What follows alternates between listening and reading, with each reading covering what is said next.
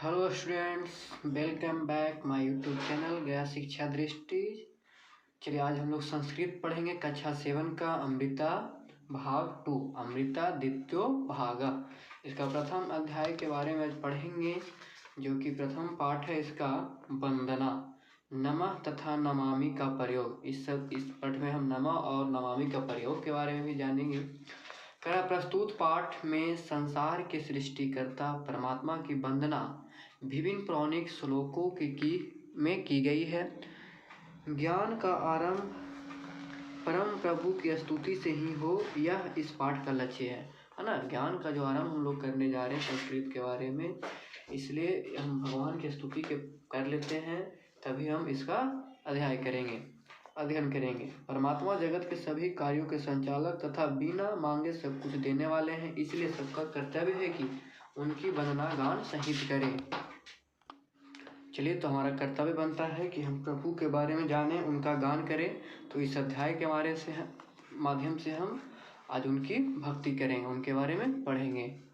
कह रहा है, नमस्ते विश्वरूपाय प्राणिनाम पालकाय ते जन्म स्थिति विनाशाय विश्वबंधाय बंधवे, है ना। नमस्ते का मतलब होता है नमस्कार, ठीक है।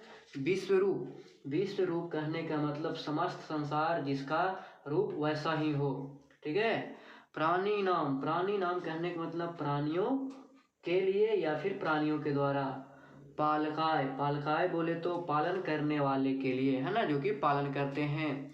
जन्म स्थिति कह रहे हैं, तो इसका हो जाएगा आपके लिए, ठीक है, यानी कि रचना विद्वान माता, है ना।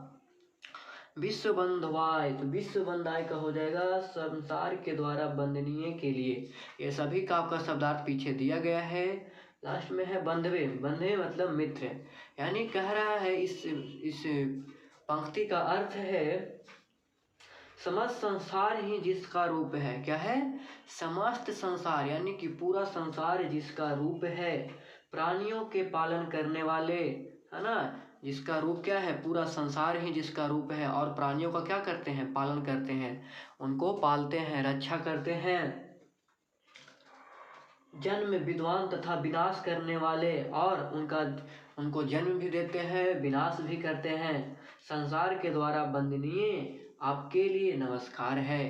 कह रहा आप क्या है, आप संसार के लिए वंदनीय है, आपका नमस्कार है। चलिए अगला पंक्ति है, प्रसादे यस्य च संपत्ति विपत्ति कोपने तथा नमस्त अस्मै विशाल शिवाय परमात्मने।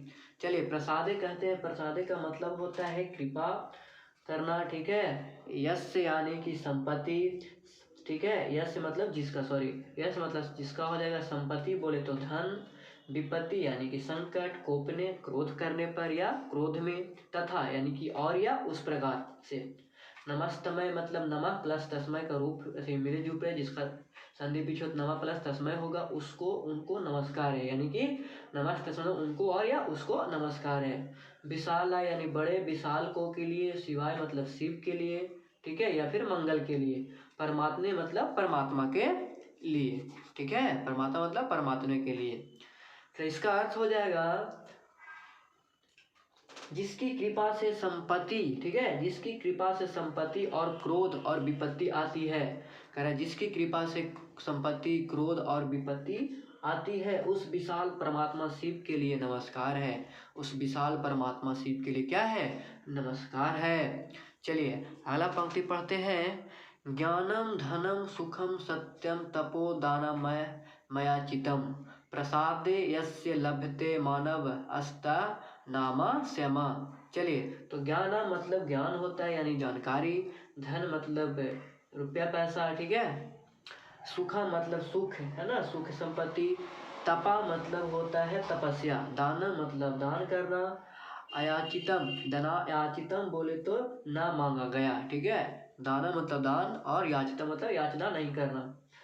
लभते कहने का मतलब प्राप्त करने वाला, और मानवस्तम मतलब मानव यानी मनुष्य के लिए। नामामि मतलब नमस्कार करता हूँ। इसका अर्थ हो जाएगा जिनकी कृपा से मनुष्य को, है ना, जिनकी कृपा से मनुष्य को ज्ञान, धन, सुख, सत्य और तप और दान बिना मांगे ही मिल जाता है, उनको परमात्मा यानी उनको मैं प्रणाम करता हूँ। ठीक है, चलिए अगला पंक्ति है, नमामि देव जगदीश रूपम स्मरामि रम्य च जगत स्वरूपम बदामि तदा वाचिका शब्द वृंदा महेश्वरम देवगणैरगम्यम। चलिए, तो नमामि करने मतलब नमस्कार करना। ठीक है, देवता को प्रणाम करना। देवम मतलब हो गया आपका संसार, मतलब संसार के स्वामी। स्मरामी मतलब याद करना। ठीक है, यानी स्मरामी कहने का मतलब याद करना यानी स्मरण करना। जगत स्वरूपम कहने बोले तो जगत की रचना करने वाले या जगत के रूप वाले। बदामी कहने का मतलब कहता या बोलता हूँ।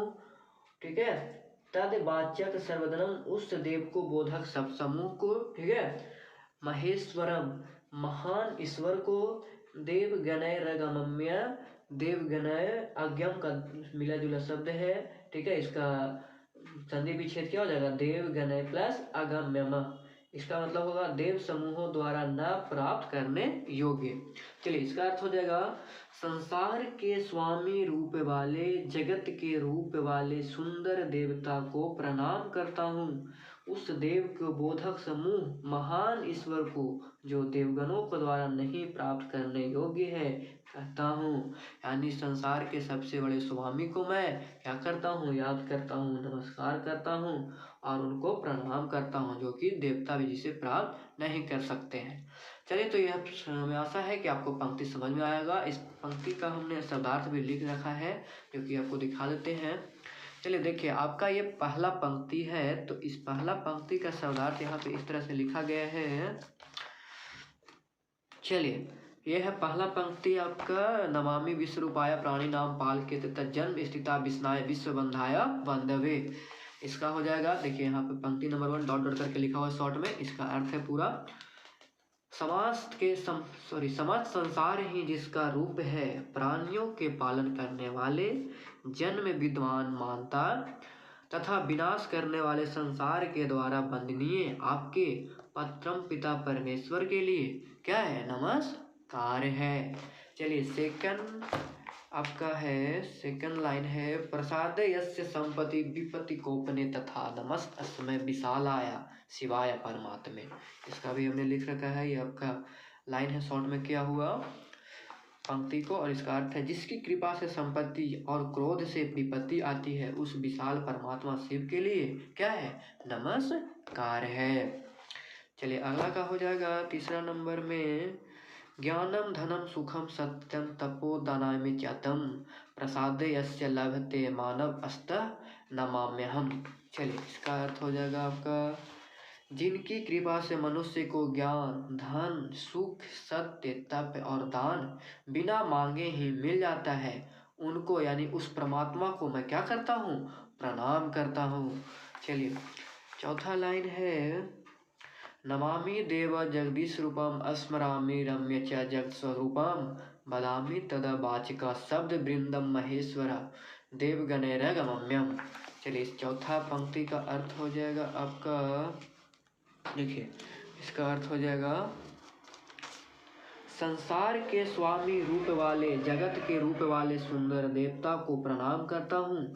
उस देव को बोधक शब्द समूह महान है, तो ईश्वर को जो देवगणों के द्वारा नहीं प्राप्त करने योग्य है, यही कहता हूँ। चलिए, तो आपको शब्दार्थ क्लियर हो गया होगा।